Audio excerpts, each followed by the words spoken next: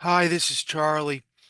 Sorry about the lecture being late this week, but I was sick. I think I had the flu or something like that, and I lost my voice and I couldn't talk. It's so I apologize for that. And if I sound a little raspy, I'm sorry. I apologize. I still have it a little bit, but I'm feeling better. So I want to shoot this as soon as I could, so that you could maybe if you'd want to work on it tonight or tomorrow, the assignment. Maybe you'd like to listen to the lecture. So let me go to here we are. So we're on lecture, uh, we're on content for web development, okay? So I think this is a shorter lecture, and I think you're going to find the assignment enjoyable. I know last semester folks really enjoyed this assignment. It's kind of open and ended, and I'll get to it in a minute. It's really you could have really fun about it. So we're going to cover web development. I have a slight presentation for it here. And then you can read here's a link for HTML and then HCSS, right? Of course, again, there's a quiz, there's an assignment, and a discussion. Okay, what we're used to. Okay, so let me get right into the uh, presentation here. So, getting started in web design. Here's an overview, right? So, we're going to talk about website creation roles, equipment, and software. Okay, well, some website creation rules, content, right? You have to load the content to the website. There's design, and then there's coding the front end. The front end, that would be that could be more of what you see in your browser, right? What it looks like in your browser, the HTML, for example, that we studied previously. Oh, well, we didn't. This is why we're doing it now. And then the back end, that's we studied that previously. Maybe it has maybe, for example, it's a website that's asking a few questions and then has to go retrieve information from a database. It runs a SQL statement behind the scenes. So that would be the coding for the back end. Information architecture or content, right? So organize content logically for ease of findability. Content strategy ensures that text supports the brand marketing goals, may include data modeling, right, and updating schedules, as well extending brand voice to social media. And social media is very important, and having a presence on the internet is so very important for your business today. Has to be my daughter's going for her MBA, and she's specializing in social media, and she actually started her own social media company, and she does it for the university. What she does is she does social media for alumni events and fundraising from the alumni for the different athletic teams at the university. And previously, the university didn't have a good the social media presence, and because of that social media presence, her last drive, she was able to gather an additional $30,000 for the university at I think it was the track team. And she developed this fancy social media uh, graphical thing where the runners were running around the track, and as the money would donated, they would run faster and go farther. It was just really way out there, and it makes a big difference. So, me personally, okay, I always say it's like there's certain content I'm interested in this course and some I'm not. I am not interested in being a web developer. Okay. That's not for me. That may be for other folks. I am more a systems type guy, cybersecurity guy on the back ends, not really trying to build applications and use of social media that way. So different strokes for different folks. And so we have this topic, and it is good to at least have an understanding of it, a good understanding. And so let's move on. Design. There's a user interface. This is very important, right? If you design something, your website, for example, on the internet, but it just doesn't feel good to use. I think folks may not want to use it, right? And we all know those type of websites. You go to the website and say, geez, it's just not working right. right? And another thing that you must also take into consideration now, and we're not really covering it in this topic, but it's something to think about is now you have your cellular phones, your smartphones, right? So your user interface must scale to those smartphones, right? I think it's very important. I think in today's world, everybody's carrying around a smartphone. They probably use it more than they use their laptop. Okay. So the interactive design, right? So how do you use the site? This is very important. If the site is clunky, it's hard to use, you won't want to use it, right? And visual design, make a look and feel of the site, right? It's very important. Does it represent your brand? Does it excite people to come to it? Things like that. And like I said, I am no web developer, but these are things that I think of when I go on a website. Okay, coding, front end development, right? There's HTML, that's the hypertext markup language. And then there's styling with the core site scripting, CSS. There's JavaScript and DOM scripting, right? And then there are frameworks that you can use to help you develop uh, the coding. The back end. Now, I was talking about the back end. So, in the back end, you need some type of the service over here is the internet, is your web. How can we call it your web server? Okay, so the Apache, MSIS, these are all your web servers. They serve up the pages. Web application languages, right? We could talk about PHP, Ruby, .NET, right? Uh, and then there is database software, MySQL and Oracle. What's not on here, which we all love, is Python, and Python does play a role into this as well for the back end. Plays a big role lots of times now. Other roles. You could be a product manager, right? You guys, the project manager, right? SEO specialist ensures site is highly ranked in web searches. This is very important. This is very important that when we're searching for something, certain in that areas in your website for your corporation, for example, you want that to show up first in the searches. You don't want it to be embedded 3 pages down in the search and people may not go to it. You're trying to attract traffic to it. And multimedia producer, right?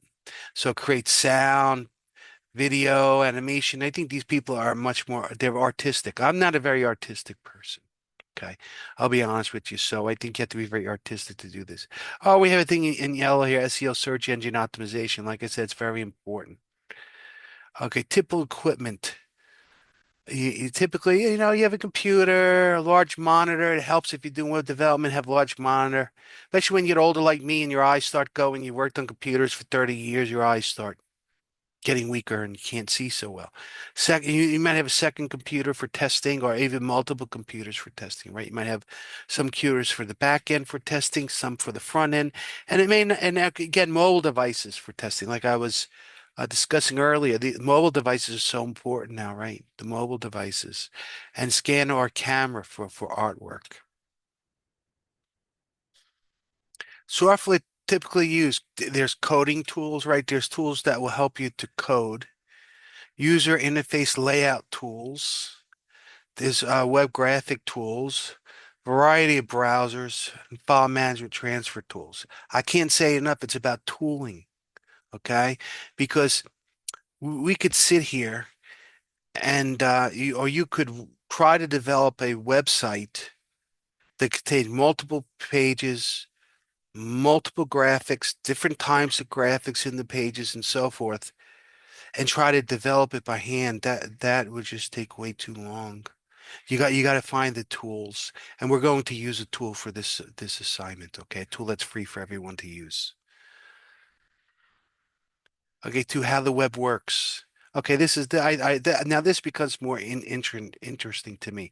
So an overview: the internet versus the web, a history of the web, what servers do, what browsers do, where really what are URLs and how web pages are constructed. Okay, so uh, internet versus the web. The internet is an international uh, network. It's of computer connected computers and other devices besides computers, right? It's just not computers. A protocol, it's a standard way of communicate. We communicate, TCP/IP. We know FTP, file transfer program, HTTP, it's really HTTPS. We know that we go in our browsers and we communicate with that. There's a URL that has HTTPS. Those are the protocols. Web, what's the web? Information shared on the internet using. So that's the difference. So the internet is we all know the internet, collection of stuff. Okay, collection of computers, internet of things, and so forth that are interconnected. And the web is information shared on the internet using HTTP, right? Rarely use HTTPS. You would never go to a website that does HTTP because the problem there is it's not encrypted. You're sending everything over in plain text. So if you were using just HTTP, you're using HTTP as a secure version. I think most modern browsers now will even warn you not to do it. I would hope, which is one in many ways shared information of the internet. A brief history of the web. Okay, it started at CERN, a particle physics lab in Switzerland. In 1989, Tim Berners proposed a system for sharing documents via hyperlinks. Okay, 1990 prototypes built. 1992, approximately 25. Just think about that. 1992 was it 30, it's over 30 years ago. Approximately 25 servers worldwide. 1993, web opened for commercial use. Now, I'm old enough. I think many folks are probably much younger than me taking this course. There might be some folks about my age that are going to relate to this, but I remember going on the internet for the first time. That was a big deal back in the day. Okay. And I remember, I think it was my dial-up modem, and I had a local service provider.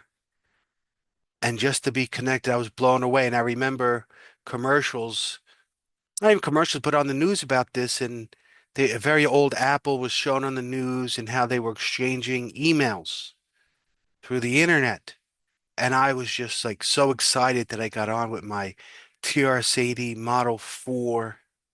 If anybody knows, if anybody has used a TRS-80 Model 4, drop me an email.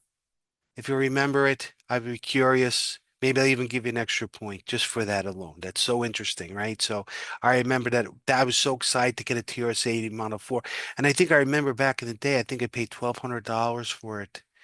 And it was like the first computer ever. And I was like, and I thought I was in high school at the time, and I thought to myself, I'm going to control the satellites in the sky because I remember seeing the commercials. Oh my God, I could now control satellites in the sky with this, and I thought all these things, and of course I didn't. I couldn't do that, but I remember the commercial showing that with the TRC. Anyway, so interesting stuff. Historical, the web server, right? It's a program that delivers documents and data on the request, right? And a web server is any computer running web server software. Okay, that's the IS. Okay, so you have, okay, well, I think we kind of know all this. You need an IP address, right? Everything works on the internet based upon an IP address. I mean, we're going to cover this more in networking, okay? And then there's the domain name service. What that does, that converts the actual name to IP address. Uh, and there's a domain name, right? So you know, as you go to www.yahoo.com, there's actually a DNS service that then converts it to an IP address, and then that's how the information is routed through the internet through the IP address, not by the name. Okay. Okay, and they talk about DNS server. I just talked about the browser. Okay, browsers are very interesting. Actually, they're a large piece of software that has caused us information security folks lots of headaches. There's been lots of browser security flaws in the past that just so many of them. So it's software that requests data or documents from the web, also referred to as it's the client or the user agent, okay? And it could be a desktop machine, it could be, again, could be your smartphone, any Internet of Things connected device, okay? The program in the browser that interprets is called the rendering engine, okay? That interprets the JavaScript is the rendering engine. Server side versus client side indicates which machine is doing the processing, right? So uh, the client side applications run on your machine or your device. The server side is not being processed on your computing device, it's being processed on the internet and another uh, it's not on the client side, it's the server side, so it's not being processed on your side, right? Wedge pay addresses, URLs. We all know them, okay? Parts of a URL. I think we've studied this in our homework before, so I'm not going to go over this. Here's the protocol, HTTP. Like I said, if you see HTTP this slash you went this URL, I hope you would never do that. It had to be HTTPS, okay? You don't want HTTP. It's unencrypted, passwords, all information is being sent through the internet unencrypted. Don't ever do it.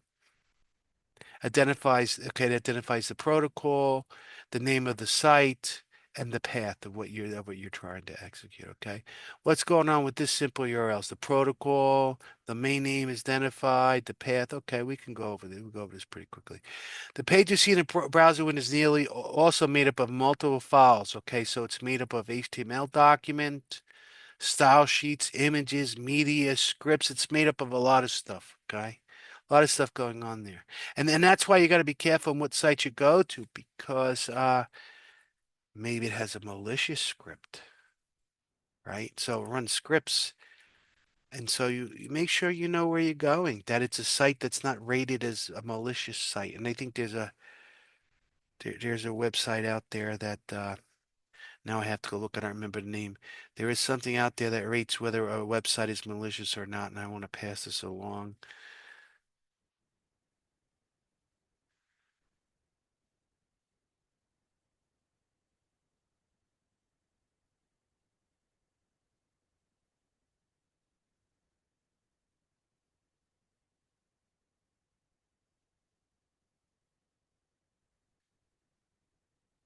It's a major threat with the right what malicious websites with over 450,000 new malicious programs detected daily. Okay. Wow. Okay. So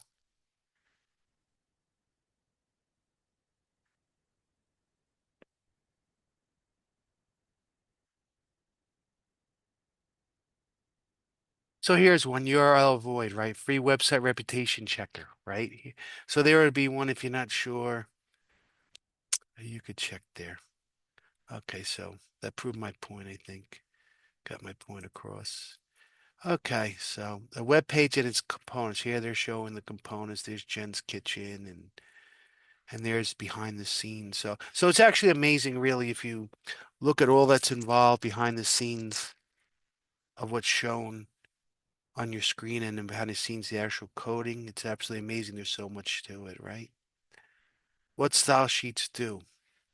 So they're talking about style sheets to help you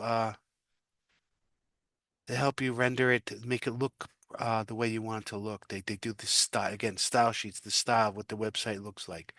Web page assembly process. Request a web page. Browser sends HTTP request to server. And this is a very simplified explanation. Server returns the file or for not found error. Browser looks at the HTML document. If an external file like Magic image, it contacts the server again for each resource. Okay, so it gets the page and then it has to go back and get some components.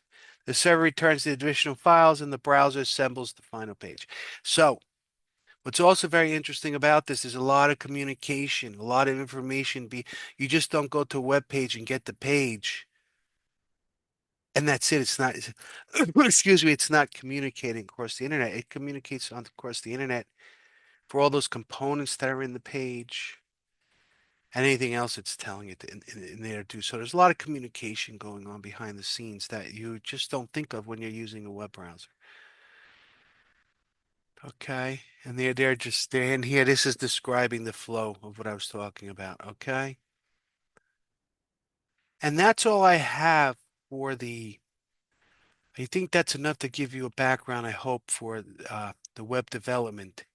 Now, what I'd like to get to the fun part here is how about the assignment? Okay, what we're gonna do for the web development. We're going to use what the University of Arizona provides for us for free. Okay, Google Sites. And I'll go there in a minute. So you'll log in if you're logging into D2L for the course, okay, and you log in there and it's a free tool. And what I want you to do is I want you to have fun with this, okay? So use the templates provided and wow me with your site. Okay, so I don't want you to spend weeks and weeks on this. Spend some amount of time designing a website, right? So what would you design it on? Could you do? It's kind of open-ended. So it could be about a hobby, right? Maybe have a I love to bowl, and I remember it blew me away. I actually gave an extra point on this one to that group, to that person who posted. It's not group, it's each individual person does it. But they built a website about their bowling team. That I loved it.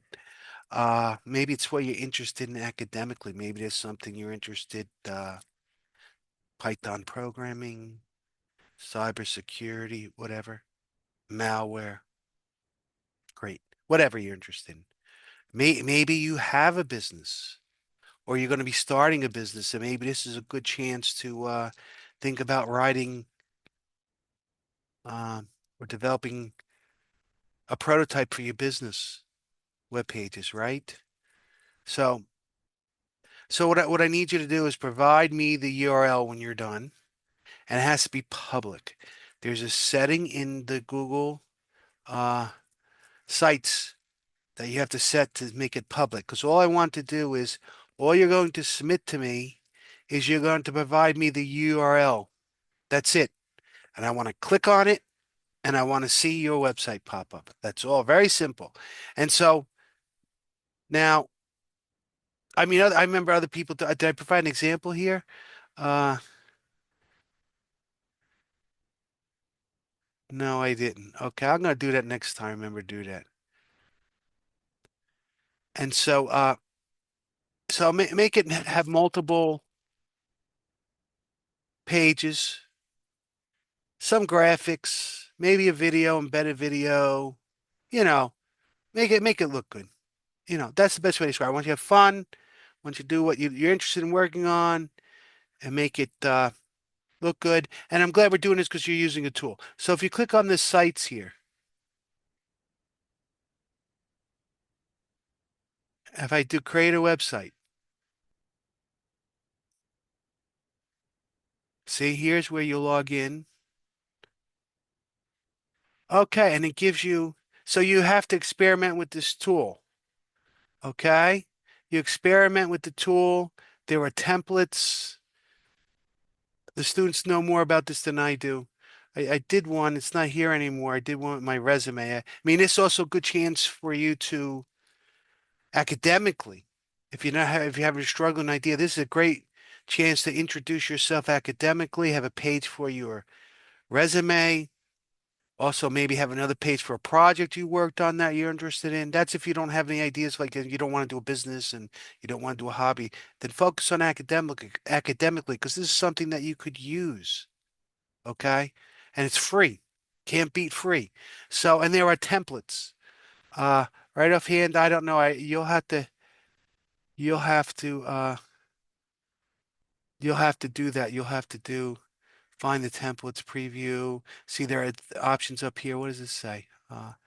Brand images, viewer tools, analytics. So you got to go in here and you got to select all this stuff and fool around and get to know it. So this may take some time, right? I would say maybe just a week just to play with it and then a week to come up with something, a week to do something, right? I think once you understand the tool, then to come up with an idea, I think that's easy. And uh and then you have to publish it, right? Let's see. And then when you publish it, make sure uh you publish it and make sure it's publicly available. Okay. Now, if you forget to make it publicly available, I click on the link, the URL, you'll get a zero. Don't get nervous. I give you a zero and I'll say it's not publicly available. Then you go back in and make it publicly available. That's all. And then I'll give the grade. The reason why I give you a zero is so that you're aware of it. Okay. So there should be no issues with this. And I wish I could help you further with this right now because I myself am, uh, let's see something. I myself have forgotten What did I do for templates? There was a template part to this, right? Let's see. I'm trying to go back to the beginning where it said new or templates. So there's got to be a way to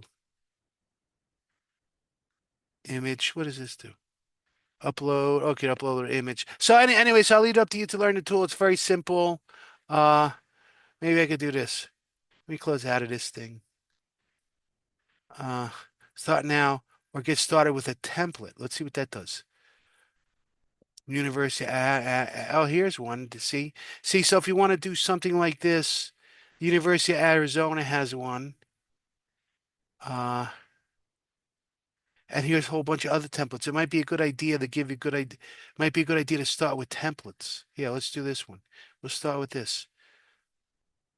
So there you go. And this is one so you can change the name, change the title here if you want to. Here's an about me, right? Here's an artifact one price. So it has links in it. So you could use a template. Maybe that'd be helpful to give you ideas how to get started. I'm not sure how do I choose a different template once I'm here? Maybe it's here. Oh, sites home. That's what you could do. Oh, sites home is nice. So you create a new site, uh, and hey, my professors, classes. Geez, maybe I should be using this and put all my classes in here. I'm not sure. So anyway, so hopefully this helps you. Any questions, please let me know. Good luck. I hope you have fun with this. Hope you really enjoy this assignment. I know that the students last semester loved this out of all the other assignments, just fooling around with this tool and coming up with a fun and cool website. Okay, have a great, hope you have a great Sunday. Hopefully that if you're going to work on the homework, gives you some time on Sunday to work on it because I know some students work. Uh, and they do the schoolwork on the weekend. So maybe this gives you some time on Sunday. Okay. Take care, and I look forward to our next lecture.